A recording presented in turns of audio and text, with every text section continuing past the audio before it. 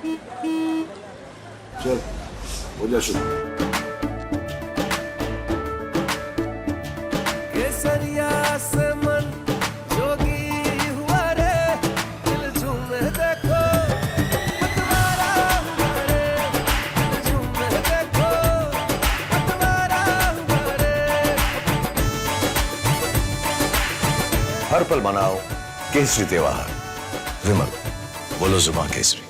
मैं समझती हूँ कि इसमें कोई अतिशयोक्ति नहीं है कि 4 जून को जो रिजल्ट आएंगे वह प्रचंड बहुमत भारतीय जनता पार्टी की सरकार बनने जा रही है और आदरणीय प्रधानमंत्री तिवारा प्रधानमंत्री बनेंगे। जिस तरह से आदरणीय प्रधानमंत्री जी ने इस विजन के साथ काम किया है और नीतिगत तरीके से काम किया है कि सबका साथ सबका विकास, वह कहीं न कहीं सम्मान और सुरक्षा के रूप में पूरे मैं समझती हूँ भारतवर्ष में जहां जहां पे भारतीय जनता पार्टी की सरकारें रही हैं वहां उन्होंने काम किया। और मैं समझती हूँ क्योंकि मैं उत्तर प्रदेश से हूँ तो आदरणीय प्रधानमंत्री श्री नरेंद्र मोदी जी के विजन से योगी जी ने, यहाँ मुख्यमंत्री उत्तर प्रदेश ने समस्त रूप से जो है जनता को सम्मान और सुरक्षा दिलाने का काम किया है। और इसमें किसी भी तरीके की दो राय नहीं है कि जनता बिल्कुल समझ चुकी है कि भारतीय जनता पार्टी संविधान को बचाने का काम करती है, संविधान के पुरोधा के रूप में उभरी है और जो मैनिफेस्टो में बीजेपी ने लिखा वह उन्होंने डिट्टो करके धरातल पर दिखाया है।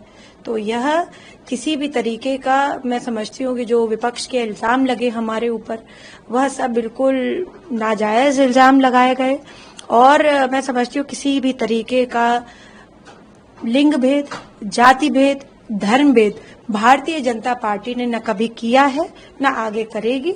हमारा जो नारा है और प्रधानमंत्री जी का जो विजन है सबका साथ सबका विकास, वह नरेंद्र मोदी जी आगे भी पूरा करेंगे।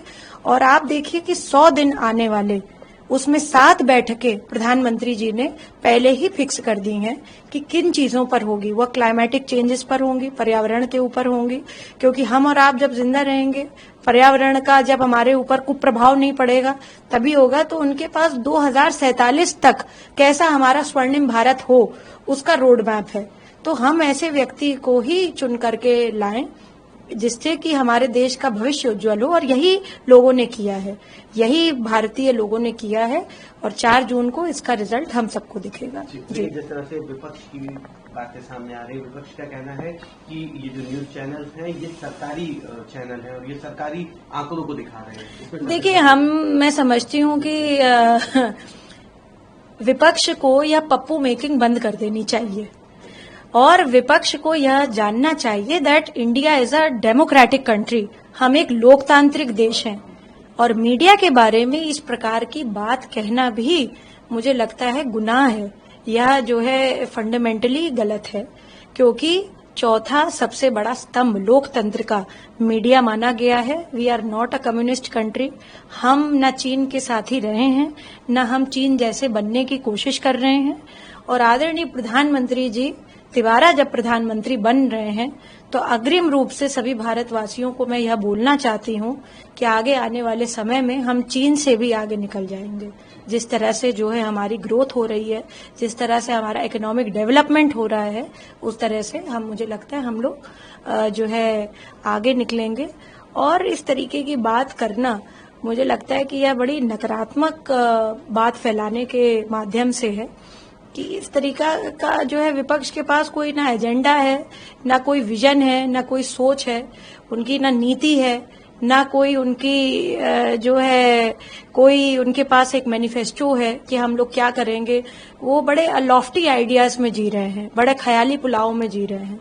तो वह 4 जून के बाद बनाएं और सब, मुझे लगता है कि जो बड़े बड़े लोग हैं वो बाहर भाग जाएं जो है अपना छुट्टी मनाने के लिए, क्योंकि यहाँ पे प्रधानमंत्री जी को देशवासियों के लिए काम करना है।